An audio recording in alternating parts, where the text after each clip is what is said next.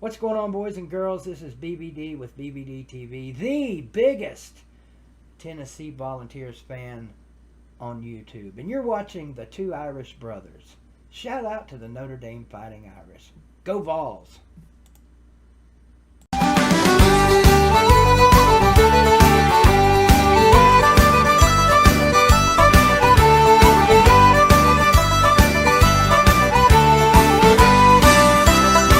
How's it going, everyone? I am ND Sean 45.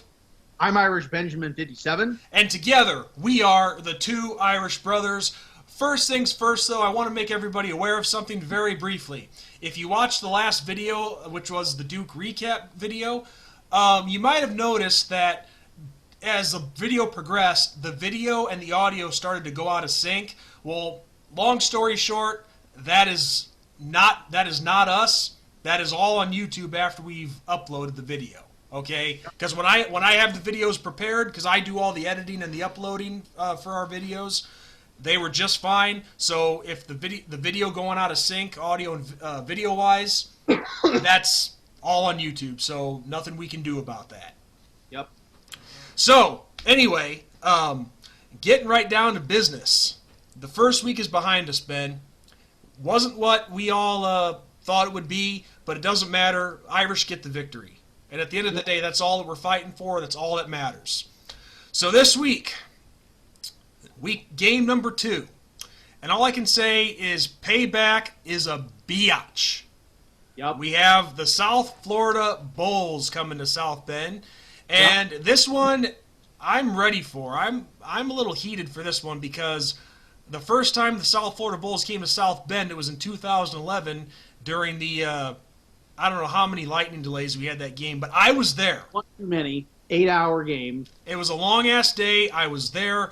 My buddy Jerry flew in from Ireland, and it just sucked with us losing that game because of all the mistakes and whatnot. Yep. So I'm ready for this one. I'm ready for some payback. Yep. Oh, yeah. Yeah, this is a revenge game big time. And, you know, this to me is the perfect storm, no pun intended. You know, this is a situation where you didn't do exactly what everybody expected you to do. That was still funny. Duke, you know, but you have a chance to right that storm, to right that ship, however you want to say it, and really lay a pounding on the South Florida Bulls that came into your home last time and beat you.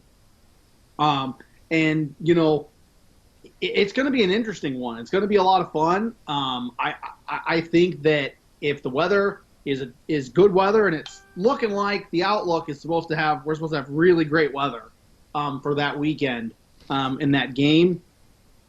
There shouldn't be any excuses for this. This should be, you know, Notre Dame just gets to do whatever the heck they want. So we'll go through kind of the bright spots of South Florida, if you can even say that, and then we'll give our takes. So I'll start with you, Sean. All right. Well, looking at South Florida, I don't follow them, just like I don't follow much of any of the American Athletic Conference, which I probably should because they've made some noise in recent years. I mean, they've had some teams go to the NY6, particularly with teams like Memphis and Central Florida. Central Florida winning twice in the NY6. But looking at their numbers, their quarterback, Jordan McLeod, I mean, let's look at these numbers. 11 of 16, and this is all against the Citadel.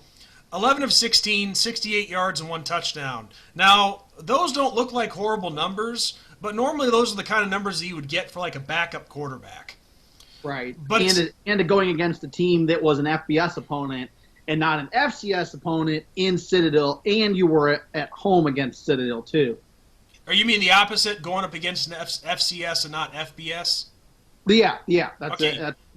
Yeah. I mean, you go up against an FCS opponent in Citadel.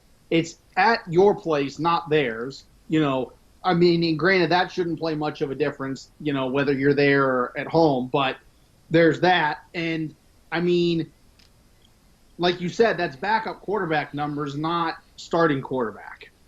Yeah, and looking at their running game, two biggest weapons for for the running game, I would definitely say would be Kelly Joyner Jr. I mean, and these aren't bad numbers. 87 yards and 8 carries for 1 touchdown. Noah Johnson, 49 yards, 7 carries and 1 touchdown.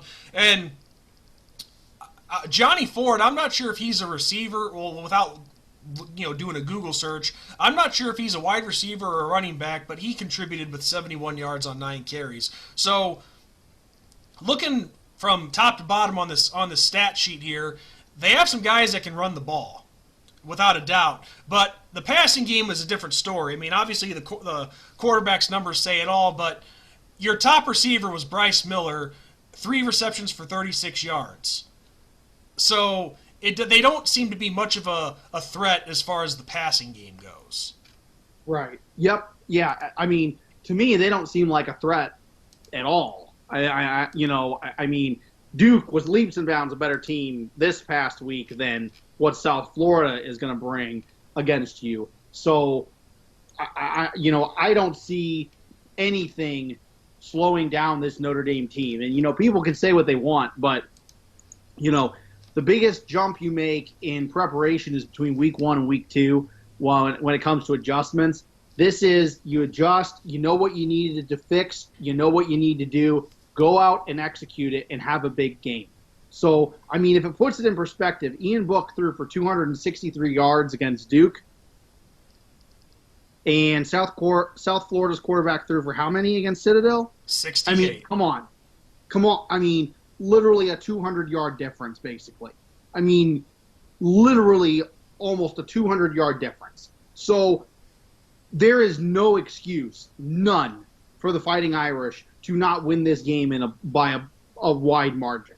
And you know what? When you know the fact that these guys came in and beat you the last time, that should be even more fuel for this fire. And adding even more fuel to the fire is the skeptics in our own fan base that are saying, we don't add up. We're doomed. You go and prove that. And if Kyron Williams can have the game that he had against Clemson, rushing for 112 yards. Oh, you mean Duke? Duke. It happens. Then, I mean, I expect 200 yards at least for Williams. I expect at least 300 yards from Ian Book in this game. He needs to just take a step back, calm down, and throw the ball and just become precise. And I think that's going to happen in this game. Well, what I want to see a lot more of in this game is, and this isn't necessarily a bad thing. I mean, if your running backs are able to do both run and receive, that's great. But I want to see more from the receivers in this game. I want to see more of Ian hooking up with the receivers. And because like we said in the recap for Duke, your running backs in the receiving game, they're supposed to be your safety valve. Right. So that just says 2 things. One, the offensive line has got to step it up and give Ian time to throw, and Ian has to be not playing scared. Which again, that starts with the offensive line, but he can't be flustered. He's got to be looking at all his receivers, and the receivers have to work on separation too. So this has got to be the game. To sum it up very bluntly, this is the game where we have to put things together and become one cohesive unit that's in rhythm and on the same page. Yeah, and I think that Tommy Rees, as our offensive coordinator, needs to have a little more faith and trust in Ian Book. And I get, the criticism of Ian Book. I get it. What has he done to prove, all that. But it's like, go back to the year when we made the playoffs as Notre Dame. Ian Book looked really calm, really poised in that pocket. When he had time, he made amazing throws. He really carved up defenses when it came time to throw the ball. And I saw way too many, we're going to run the ball down their throat. Okay, give Ian Book a chance. Let him go out and make a couple passes. And once he starts completing some passes, then,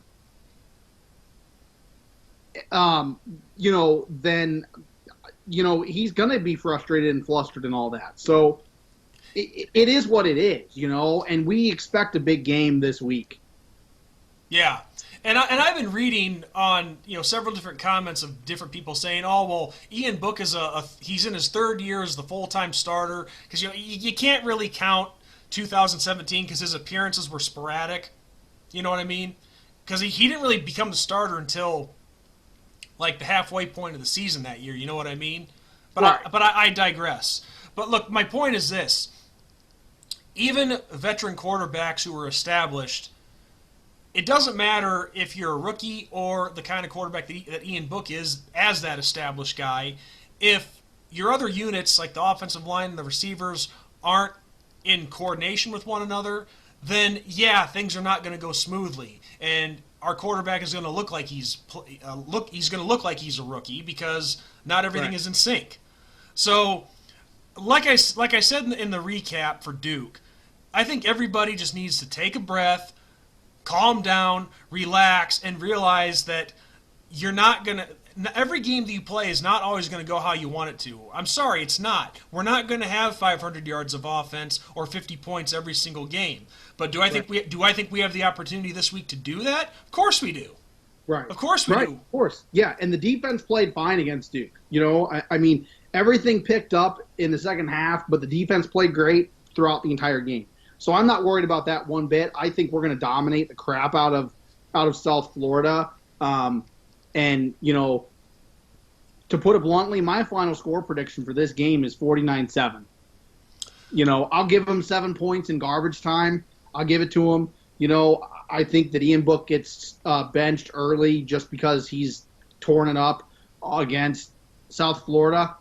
We put in some backups, and South Florida gets lucky with a touchdown. That's my final score prediction. All right, now it's time for mine. My final score prediction, it might surprise you a little bit. I'm going to go with Notre Dame 38, South Florida 10.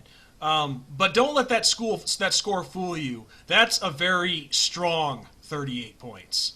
I think Ian Book will.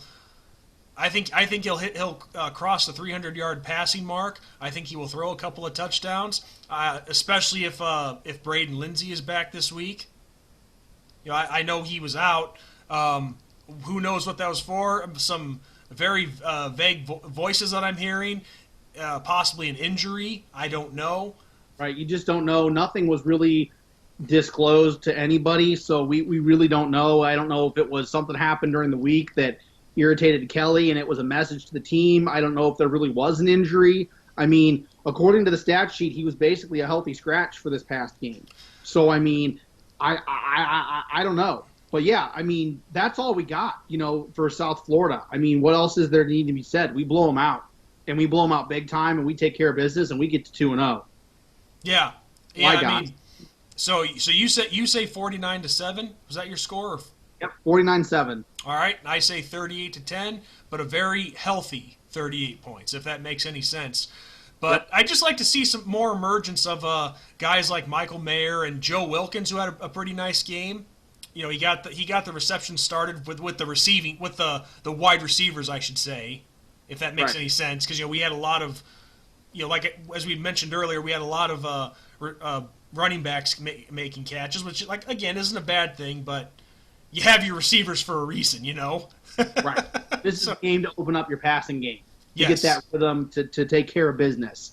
And we have to. And if we can't take care of business against South Florida with our passing game, then we have to really, really take a look within ourselves and fix some major problems that are there, because it's going to be a long season if our passing game can't get going against a team like South Florida.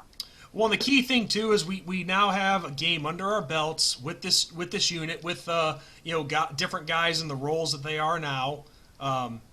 So yeah, it's that Duke game is something to build off of. I mean, as we've said numerous times, that game did not go how we all thought it would. We were all expecting a blowout. That didn't happen. But at the same time, there's a lot of good things that didn't happen, and it was still a double-digit win. So how can you really complain about a double-digit win or just a win in general, like I've seen some people doing? I digress, but that just baffles me. But Yeah. another interesting change about this week too. A small change, not really a huge thing, but the game is not going to be on NBC. It's going to be on the USA Network. Yep. It's going to be interesting. People forget, NBC owns the USA Network. Yes. So, you're still kind of keeping that deal that Notre Dame has with NBC. Right. Yeah, it's intact, and of course I get why they're doing it. I mean, it's because of the U.S. Open for golf, right? Yeah. Okay, and I think this was originally supposed to be an away game anyway. I think I could be wrong though. I do believe it was an away game, yes, on the original schedule. So yeah, I mean it is what it is, and I'm not going to complain. I get the USA Network. I'm not worried about it. Yeah. So I'll be able to watch the game. So anyway, guys, with that said, that's our thoughts on this week's game against South Florida. And not to give too much away, but Ben and I will be having a couple of surprises this week. One I can't tell you about, but the other is something really cool. This Wednesday night, be on the lookout for it. We have an episode coming with a very special guest, the one and only former Notre Dame running back and Notre Dame legend, as far as I'm concerned, the great Reggie Brooks. Yep. No joke. It was an awesome time chatting with him. I can't wait to talk more football with him. He's an absolute amazing individual, somebody that just personifies the Notre Dame name and mantra of God, country, and Notre Dame. So just absolutely fantastic. Look forward to that video. It was a blast, an absolute blast. Yep, it was. I mean, and the fact of just how nice of a guy he is. He really is an amazing human being. And just the fact that this is going to sound funny to say, but just how easy it was to get in contact with him. I just shot him a message and he responded almost instantly. So we were able to set that up. It was incredible. So yeah, look for that on Wednesday night, guys. And then the other surprise, well, that we're going to keep a secret. So you're just going to have to wait and tune in for that one. So yeah, that's all we have for you. Ben, do you have anything else you might want to add? I got nothing. We covered it all. It's going to be fun because we got some revenge to give the South Florida Bulls. Yeah, exactly. You're in for it, Bulls. Be ready because we're coming. So on that note, guys, I'm Indy Sean 45. I'm Irish Benjamin 57. On that note, as I always like to finish every video off with, good night, God bless, and go Irish, baby! Go Irish. Beat the Bulls.